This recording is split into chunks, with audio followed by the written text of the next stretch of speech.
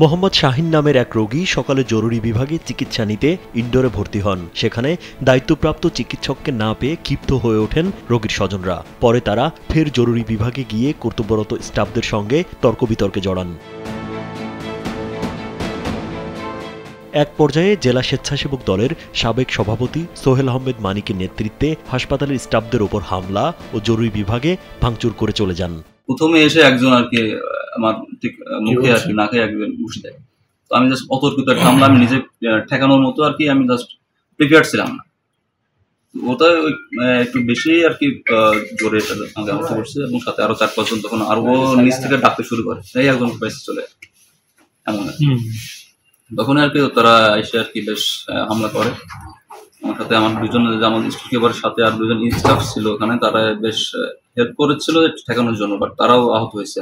অভিযোগ অস্বীকার করে স্বেচ্ছাসেবক দলের সাবেক সভাপতি সোহেল আহমেদ মানিক জানান, যথাযথ চিকিৎসা না পেয়ে একজন মুমূর্ষু রোগীর স্বজনরা হামলা চালিয়েছে।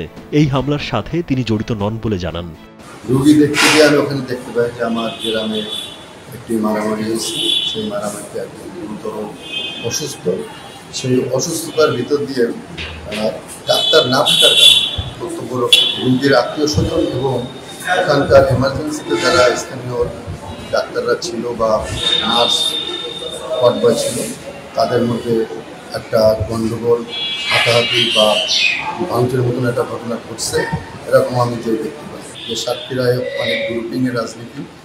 আমি আগামীতে জেলা যুবদলের একজন সভাপতি প্রার্থী। সেই সুবাদে কিছু শতাংশ মত আমার সুনাম ক্ষুণ্ণ করার জন্য আমাকে জড়িয়ে একটি মিথ্যা বানোয়াট তারা প্রচার করতে থাকে। তবে সদর হাসপাতালের আবাসিক medical officer doctor Faisal Ahmed বলছেন ভিন্ন কথা। তিনি জানান, মানিকের নেতৃত্বেই এই হামলা চালানো হয়। দোষীদের দ্রুত শনাক্ত করে আইনের আওতায় আনারও দাবি জানান তিনি।